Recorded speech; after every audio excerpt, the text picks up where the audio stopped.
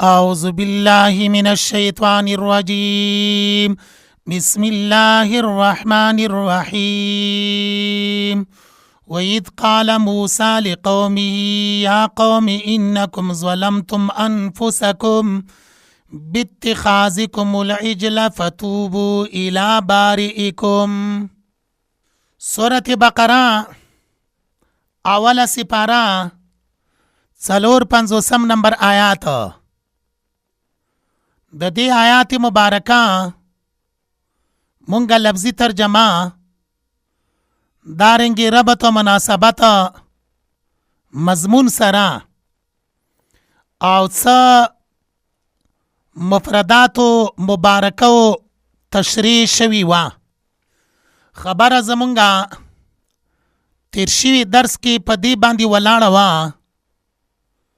چې دې آیات مبارکه کې فتوبو الی بارئکم. مفسرین کرام فرمایي چې دې جمله مبارکه کې دعوت ته توبې طرف ته مرتد خلکو ته. نو مرتد بیا چاته وایي او حکم بیا د مرتد څه دی؟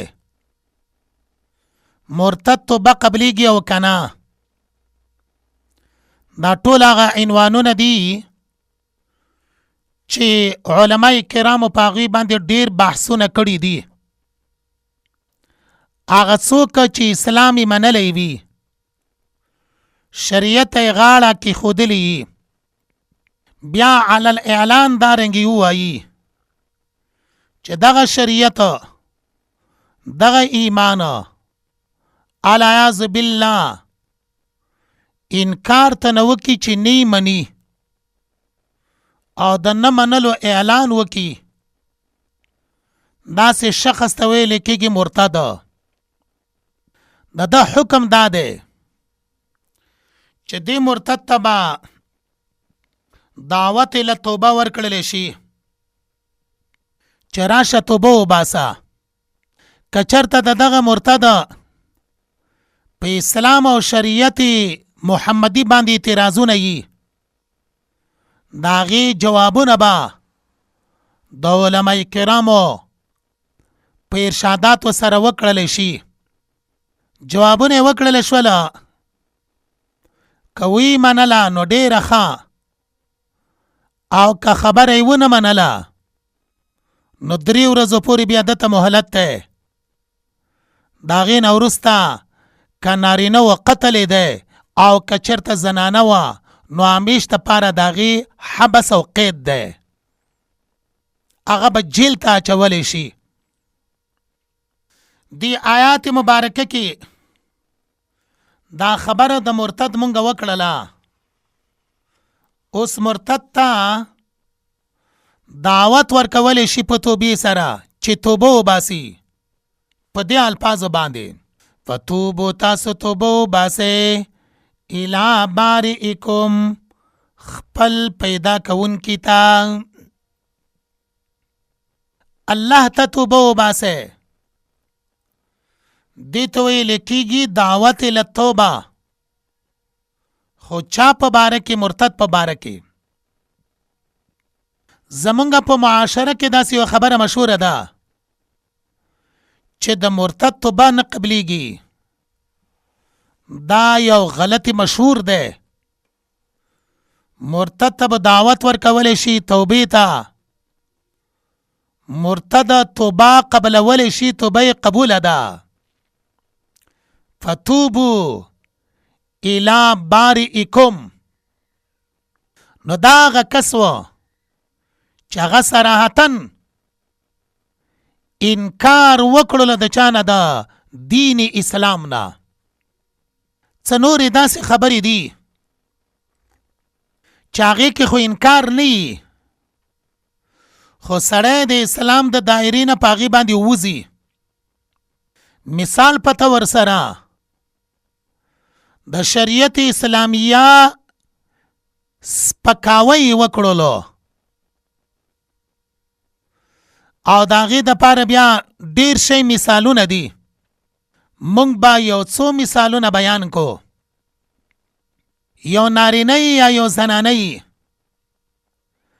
کلمې ته یې کنزل وکړل العیاذ بالله،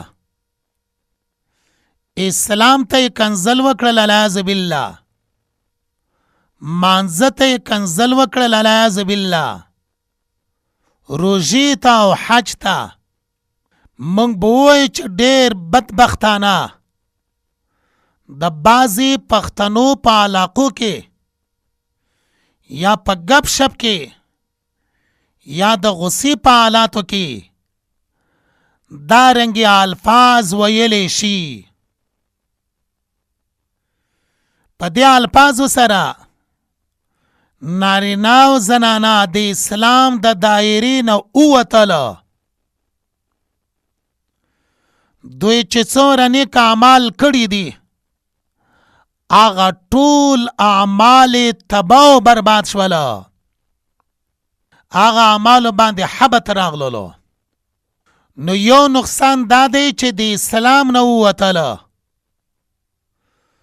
دویم نقصان دا دی چې څومره عبادات کاغه قولی وي کاغه عملی وي او کاغه د دغه انسان د طرف نه مالی وي، زکاتونه ورکړي دي، حجونه عمرې کړي دي، ذکر او تلاوت او تهجد کړی ده، خیراتونه کړي دي او مسلسل د الله پاک پم دغه عباداتو کې وخت تیر کړی ده. هر څومره وخت وي، هر څومره کلونه وي، دا ټول عبادتونه په سین باندې لاهو کړله، دا ټول ختم شوله.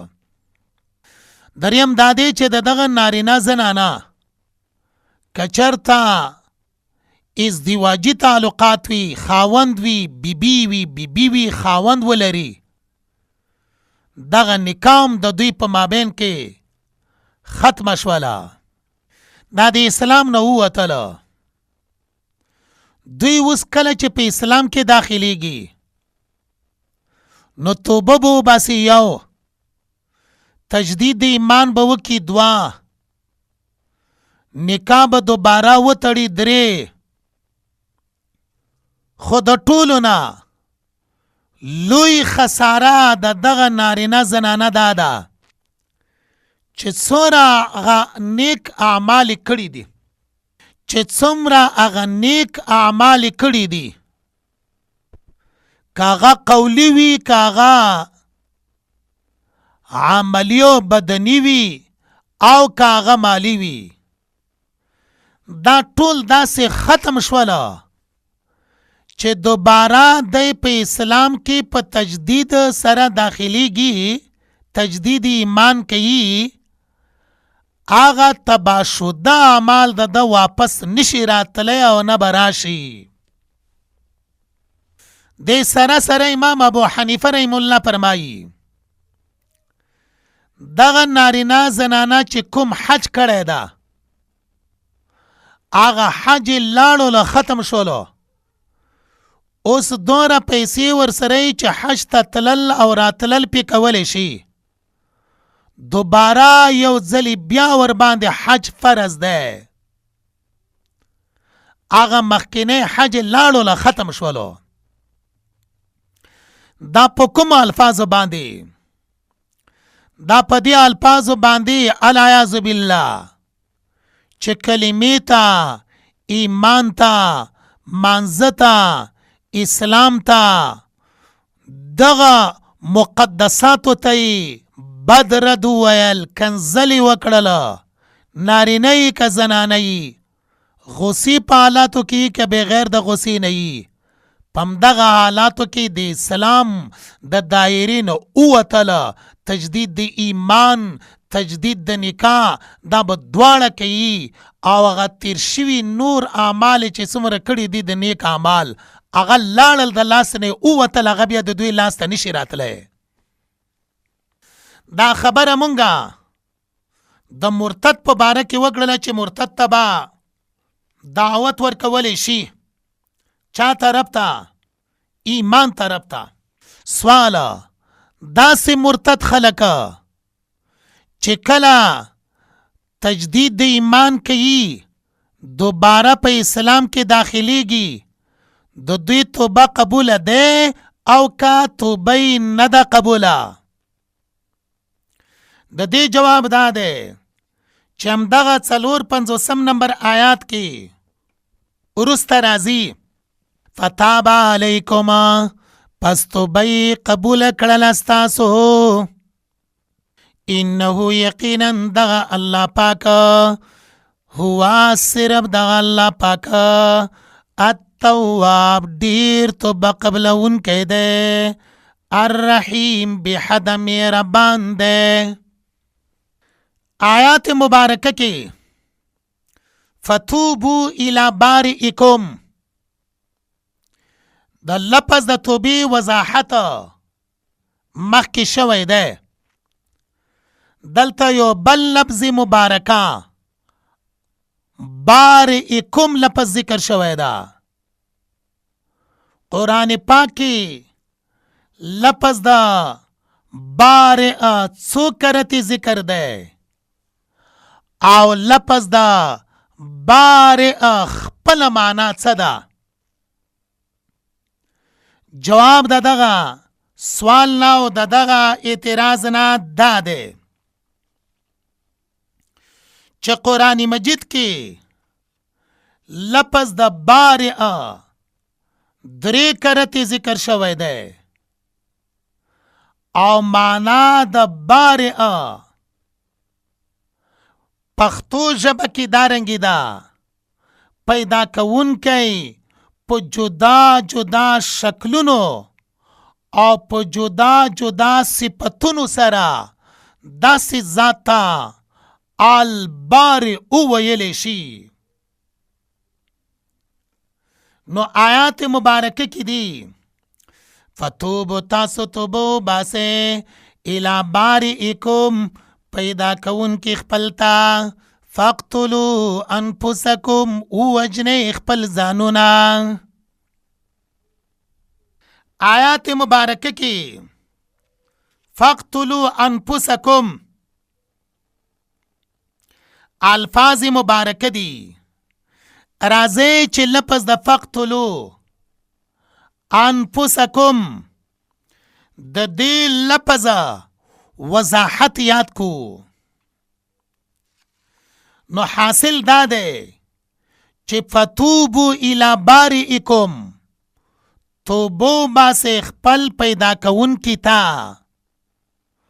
کله چې توبو باسی نو فقتلوا انفسکم د دې جملې څه حیثیت مبارکه ده یعنی د فقتلوا انفسکم فتوبو الی بارئکم سرا څه مناسبت او څه تعلق ده.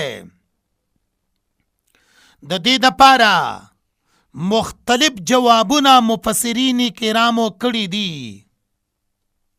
اول فتوبو تاسو توبو باسه الی بارئکم خپل پیدا کون کی تا فقتلوا انفسکم وجنه خپل ځانونه.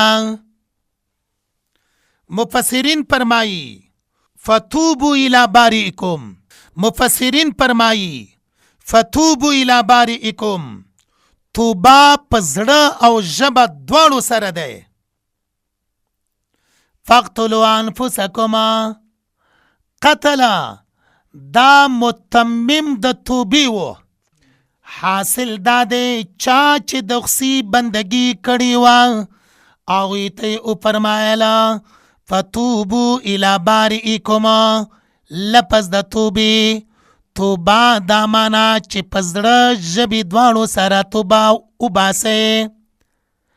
پاتې شوله فقتلوا انفسکم دا قتل متمم پوره کوونکی د توبې ده. دا حکم په شریعت بنی اسرائیلو کې و. هغه دا چې په بنی اسرائیلو کې چا به چې ارتداد وکړلو څوک به چې مرتد شولو نو هغه د پاره بیا دوباره په اسلام کې یا په دین کې داخلېدلو دپاره دوه خبرې وې. اول فتوبو توبه چې په زړه او ژبې دواړو سره یې ولري. دویمه فقتلو د دغه مرتد د توبې پوروالی به په دې خبره باندې راتللو چې هغه به خپل ځان مړ کړلو.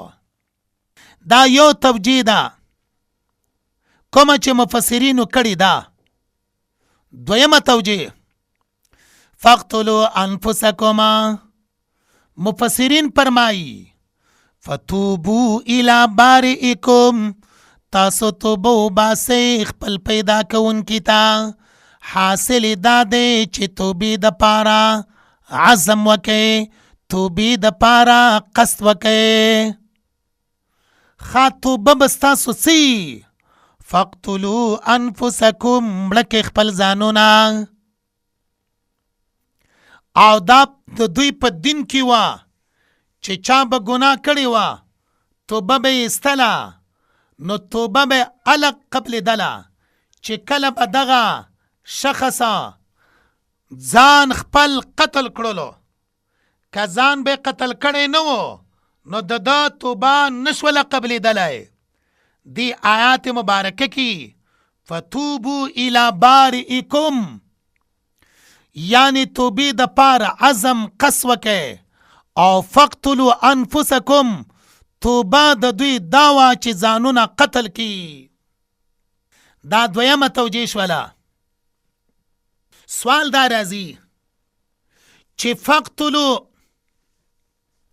تاسو قتل کې انفسکما، څنګه قتل کې خپل ځانونه؟ بیا د دې قتل کولو په باره کې خو مونږ یو ترجمه وکړله. فقتلوا انفسکم، خپل ځانونه مړه کئ.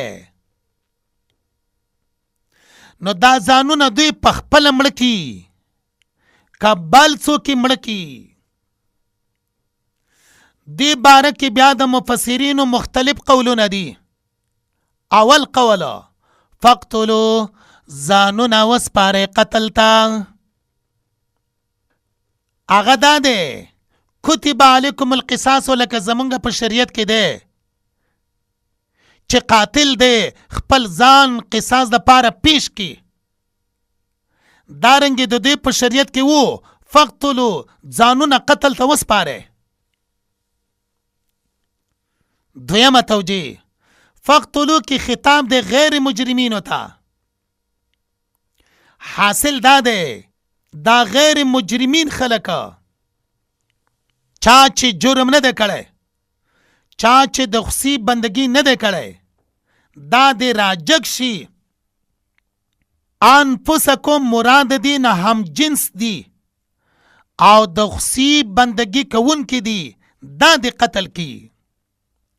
نو ترجمه به دارنګې شي فقتلوا مړه کئ تاسو ای غیر مجرمانو انفسکما دا خپل هم جنس خلک چې چا د خصي بندگی کړې ده دا تاسو راجګ شئ، مړه کئ، قتل کئ. دا دویمه توجیه مفسرین کرامو کړې ده. دریمه توجیه آغا تفسیری روح المانی نه معلومیږي.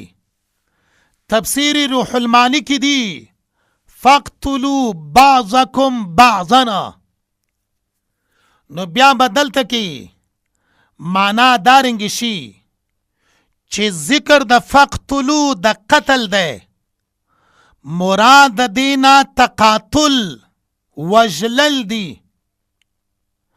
حاصل بدارنګ شي چې دغه عبادت د خصي چې چا کړی ده دغه کسان دی یو علاقې ته یو ځای ته راجمع شي او توري یعنی زی دا دی راواخلي په خپل منځ کې دی یو بل مړه کي. دا دریمه توجیه د تفسیری روح المانی نه مونږ وکړله. نو بیا دغه فقتلو کې دا درې واړه توجیهات سرسری دارنګې شوله. یو دا دی فقتلو قتل ته ځانونه وسپارئ.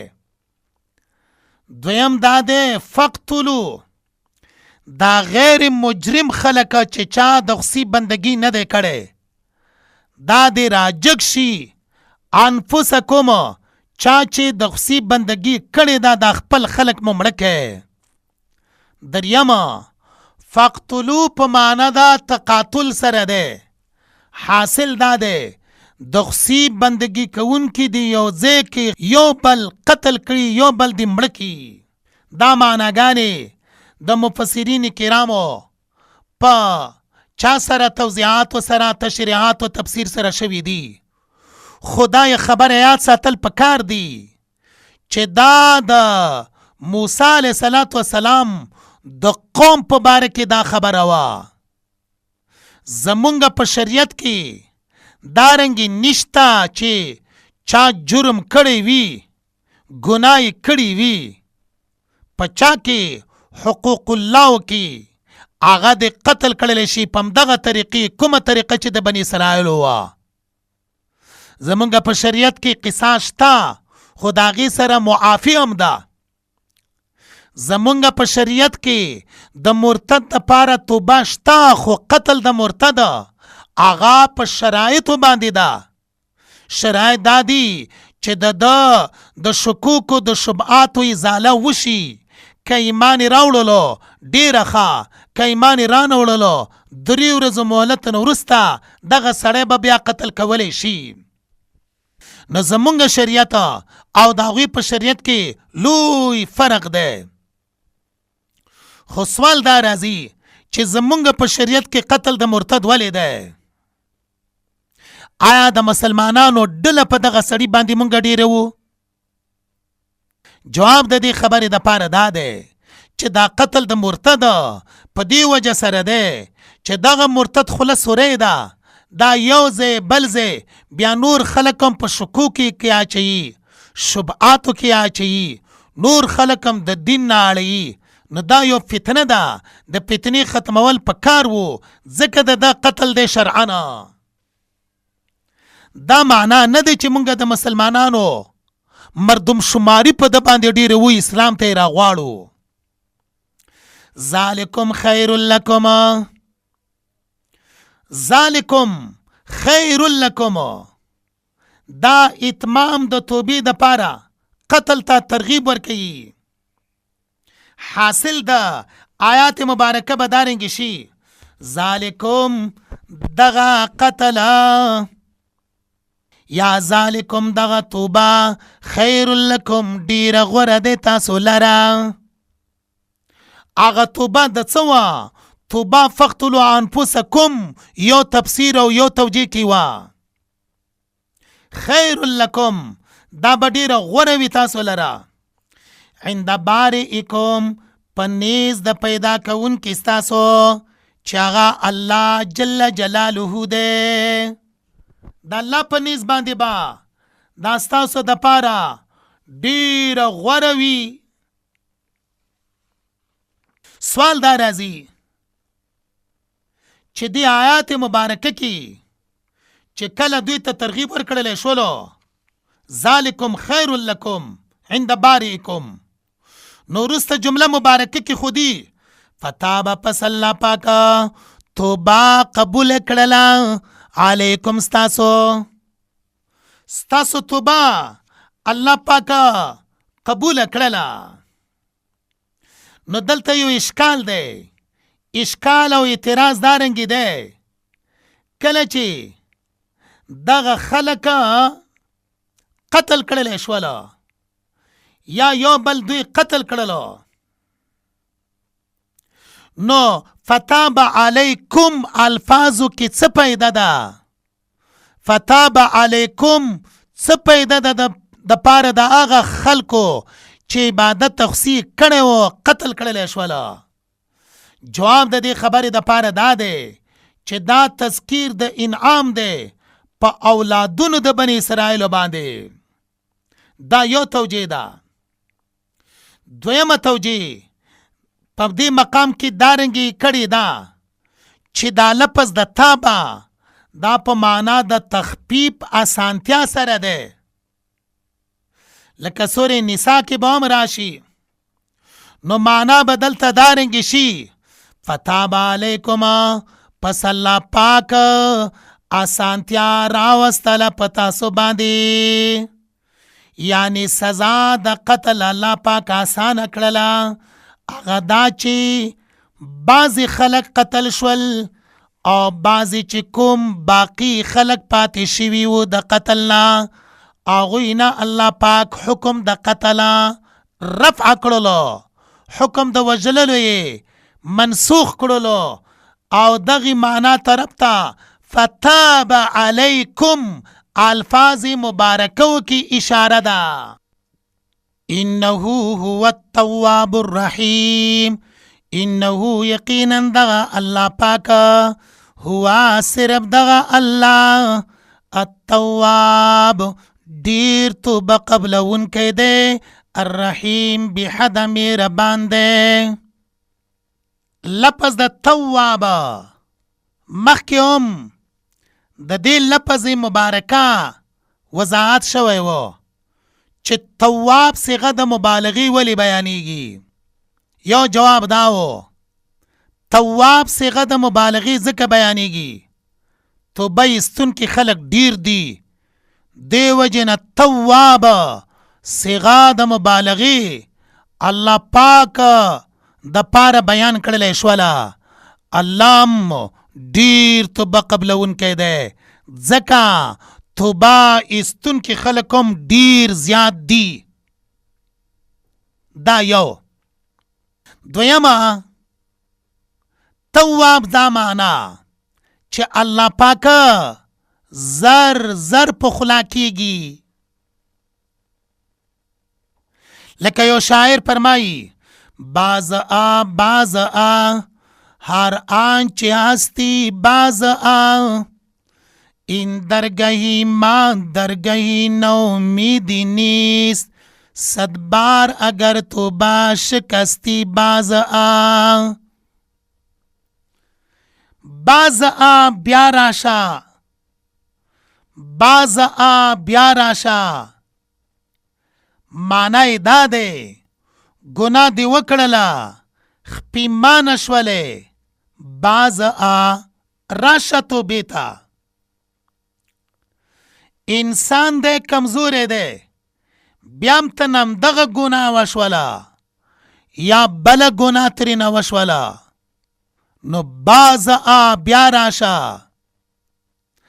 حاصل دا دی چې 3 پیرې 4 پیرې 10 پیرې 60 پیرې 50 پیرې همدغه ګناه یا بله ګناه ترېنه کېږي.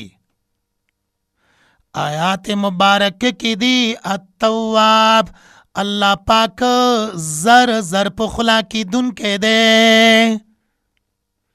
بیا ورته راشه په خلا کېږي. ګناه دې وکړله توبه وباسې، ګناه وشوله توبه وباسې، الله پاک ستا دا توبه بار بار قبلوي. ولې ځکه د الله پاک په صفاتو کې التواب ډېر توبه قبلونکی دی.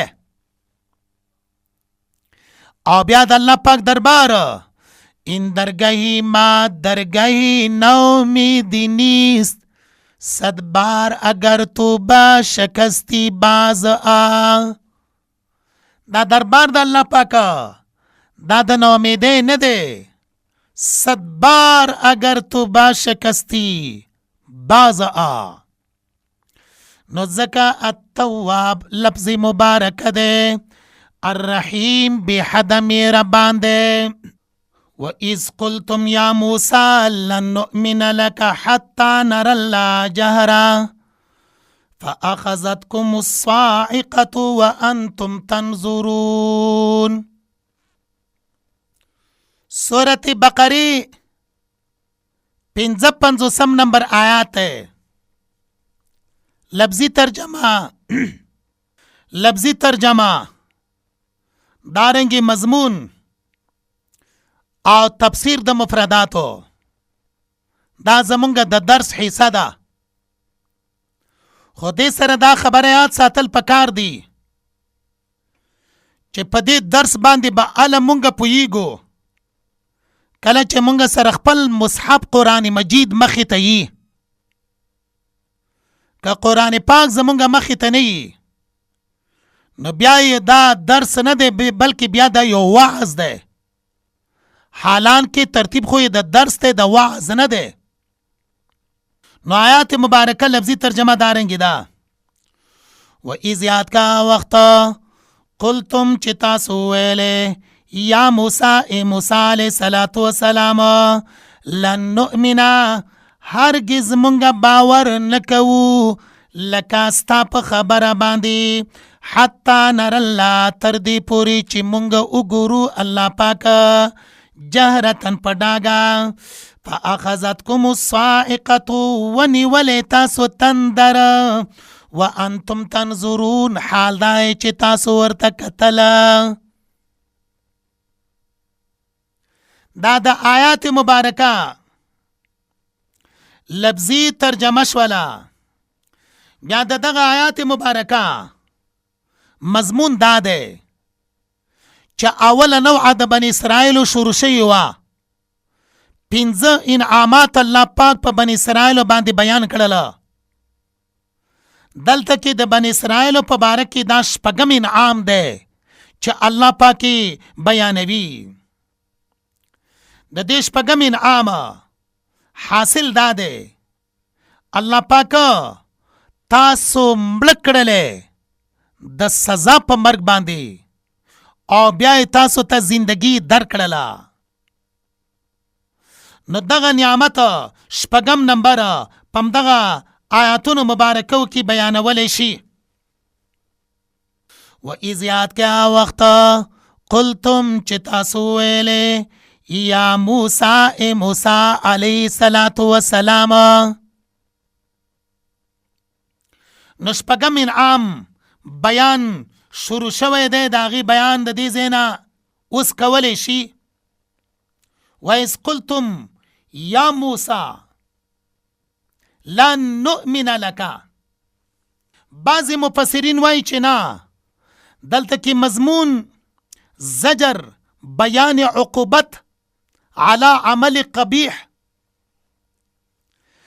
آیات مبارکه کې رټنه ورکوي بنی اسرائیل ته په چا باندې؟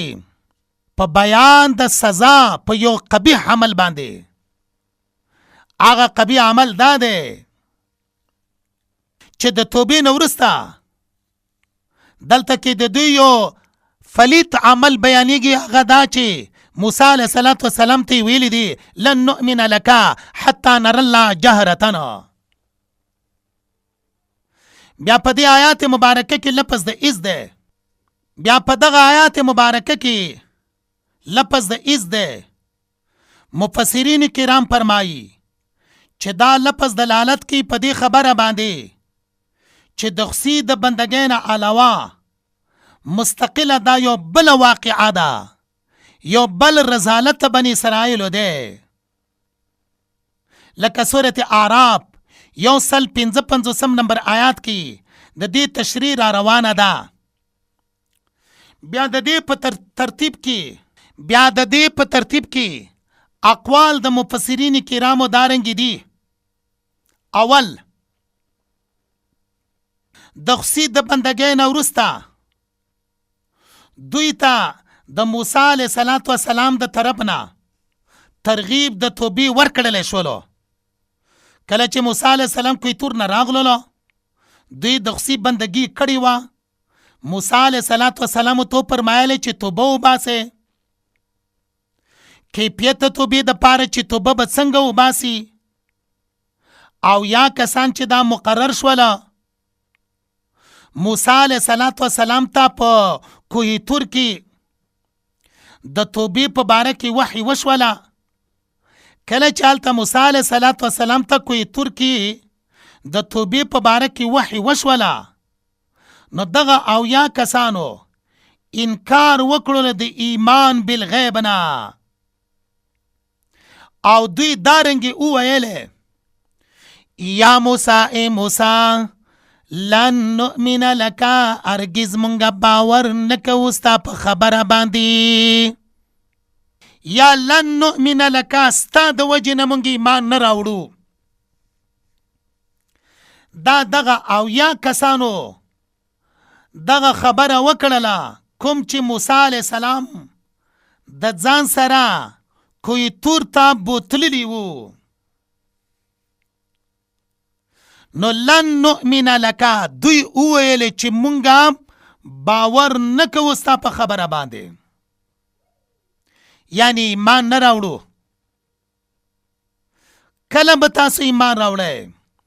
حتی نر الله تر دې پورې چې مونږ وګورو الله پاکه جهرتن په ښکارا، جهرتن په ډاګه، په خپلو سترګو مو چې الله لیدلی نه وي، تر هغه وخته پورې مونږ ایمان نه راوړو.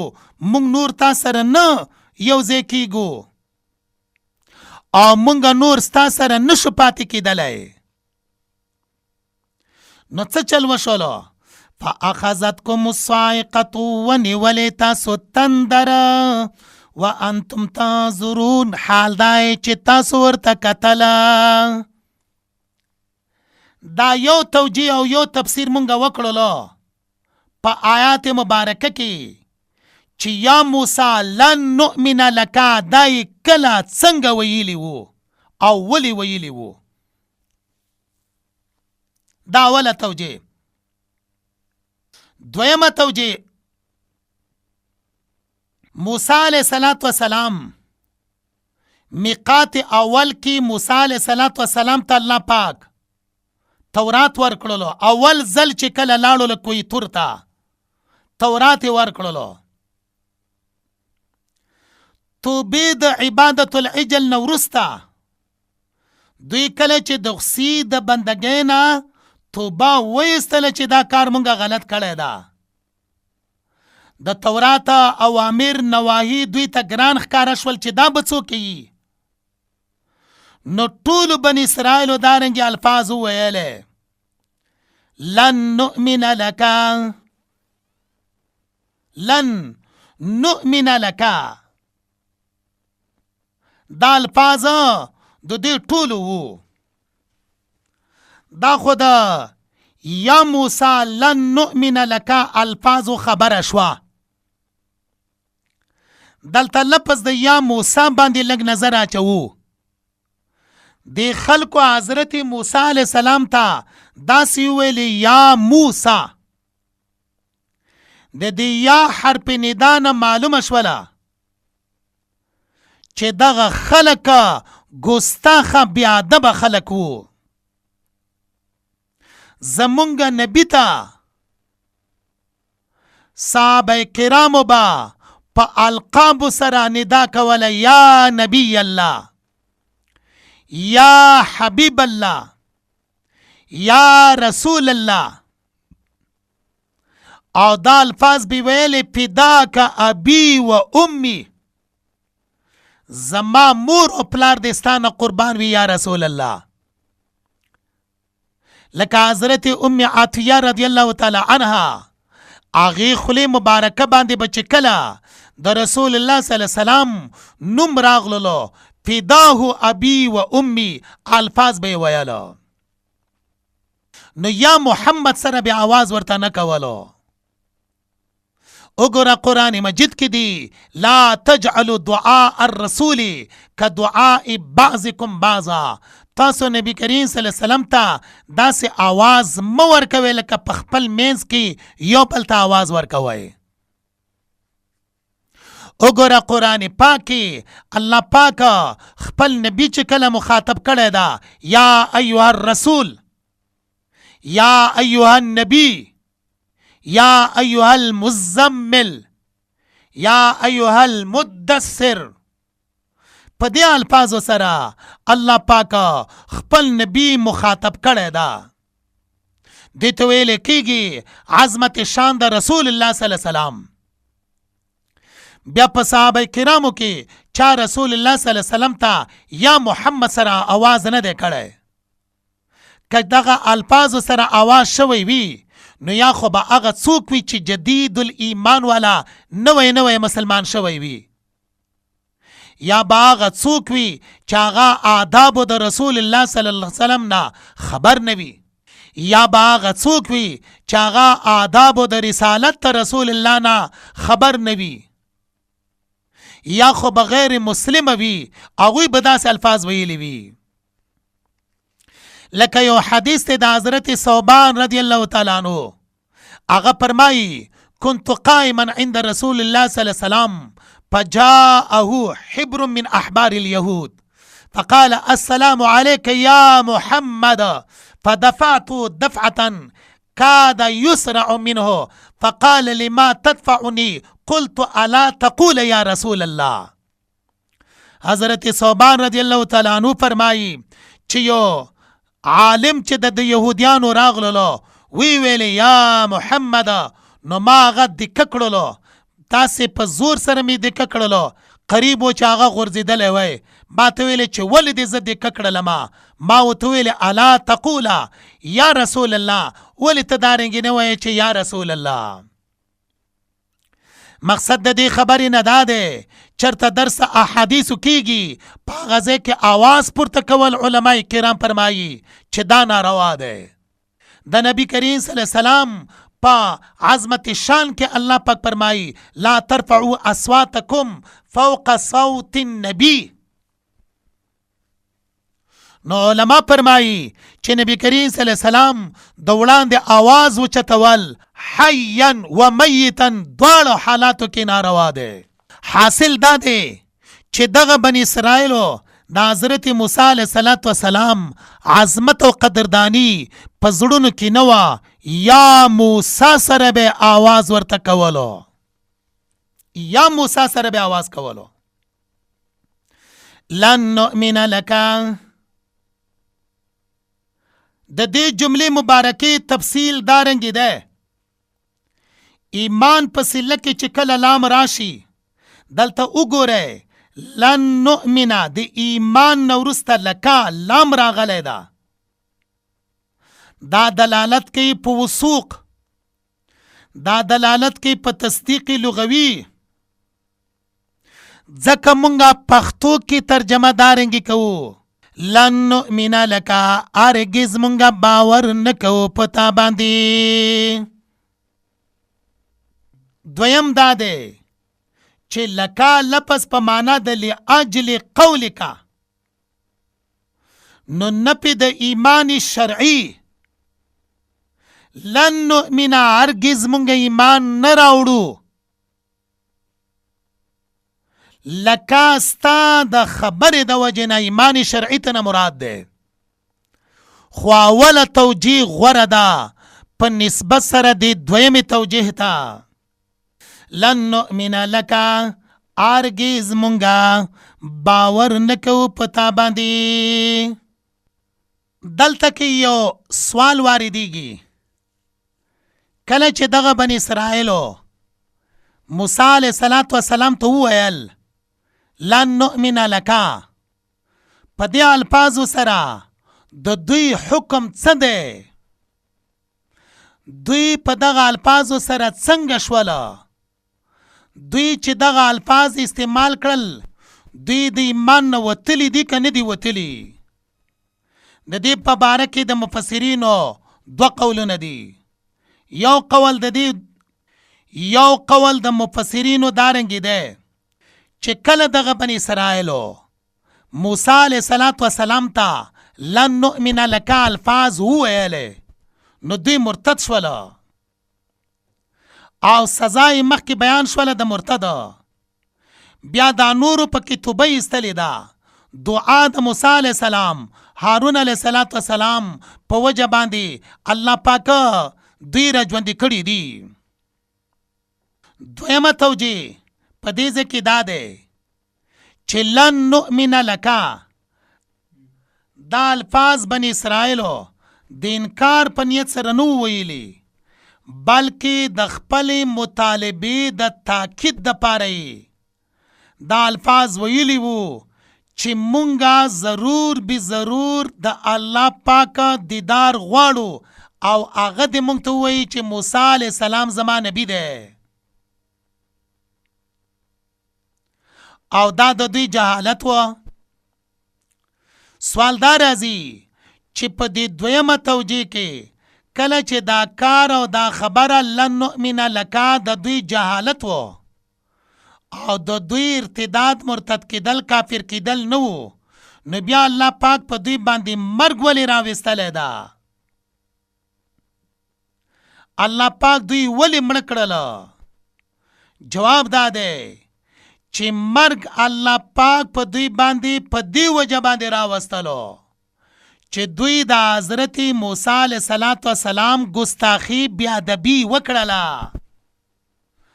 د نبی د بیادبۍ په وجه باندې فاخذتکم الصاعقة ونیولې تاسو الصاعقة تندره وانتم تنظرون، حال دا چې تاسو ورته کتله.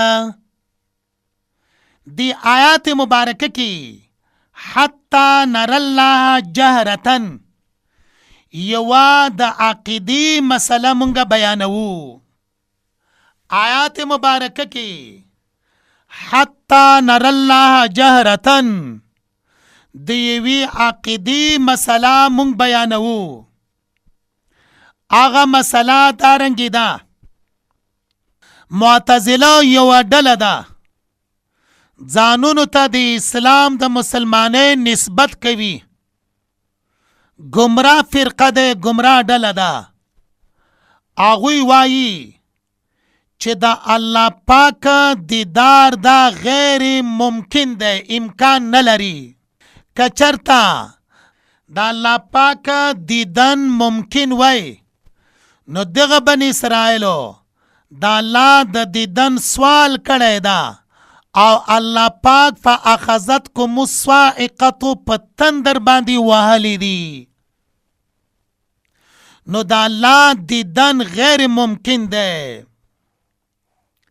دا د معتزله قول شولو.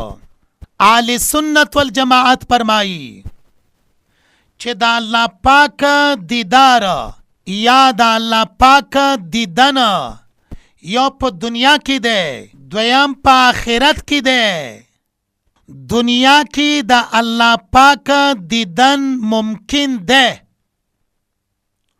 خو چې کله ممکن ده آیا واقع ده او که نه ده واقع، چا کړی ده او که چا نه ده کړی.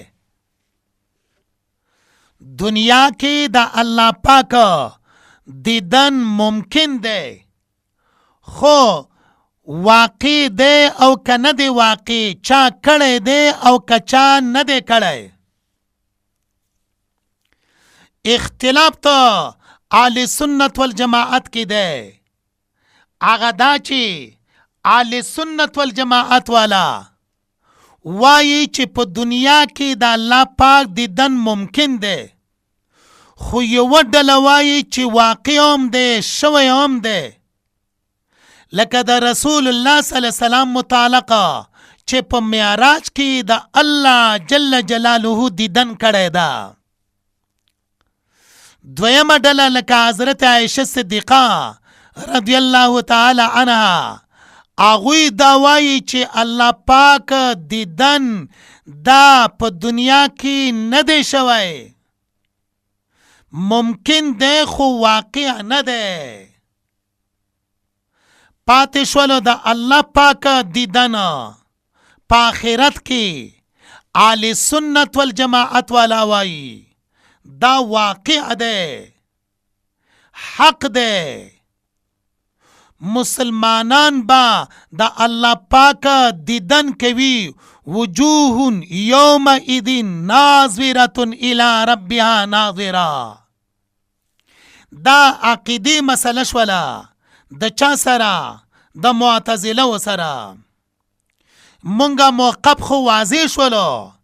هغه دا چې د الله دیدن ممکن ده، خو واقع ده یعنی شوی ده و که نه ده شوی، ده کې اختلاف ده.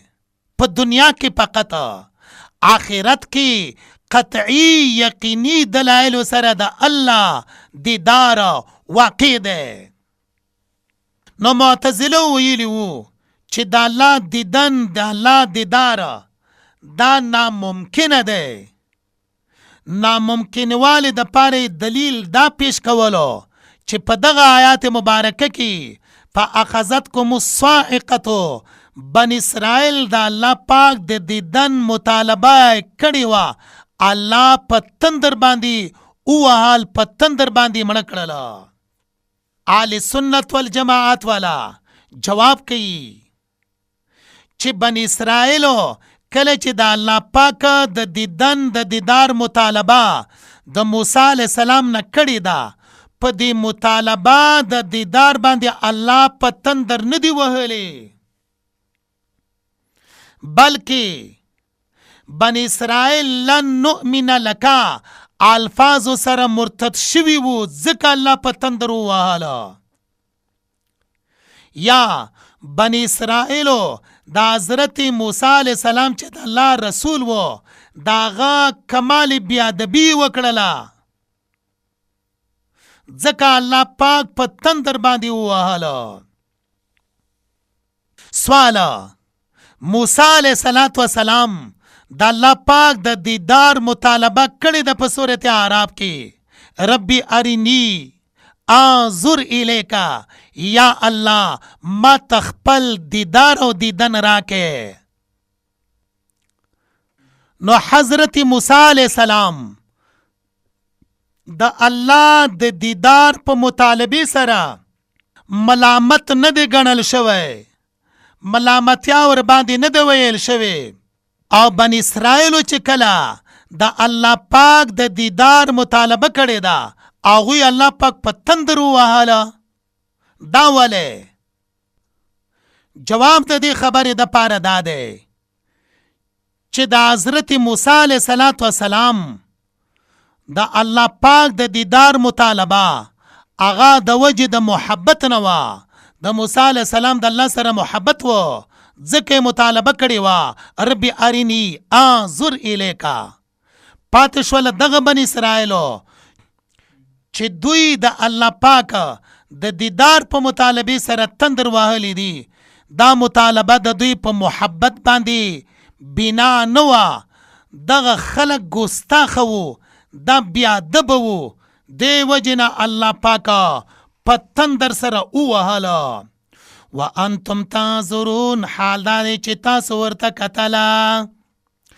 ثم بعثناکم، بیا می ژوندي کړلې تاسو، من بعد موتکم، وروسته د مرګ ستاسو نه، لعلکم تشکرون، د پاره د دې خبرې چې تاسو شکر ادا کړئ د الله. دی آیات مبارکه کې حیات زندگی د چا د پاره؟ د بن اسرائیلو د پاره بیانیږي. هغه دا چې د حضرت موسی علیه السلام په دعا سره الله پاک دغه بن اسرائیل چې مړه شوي وو الله را ژوندي کړله. نو آیات مبارکه کې ځکه فرمایي ثم بعثناکم، بیا می ژوندي کړلې تاسو، من بعد موتکم، وروسته د مرګ ستاسو نه، لعلکم تشکرون، د پاره د دې خبرې چې تاسو شکر ادا کړئ د الله پاک.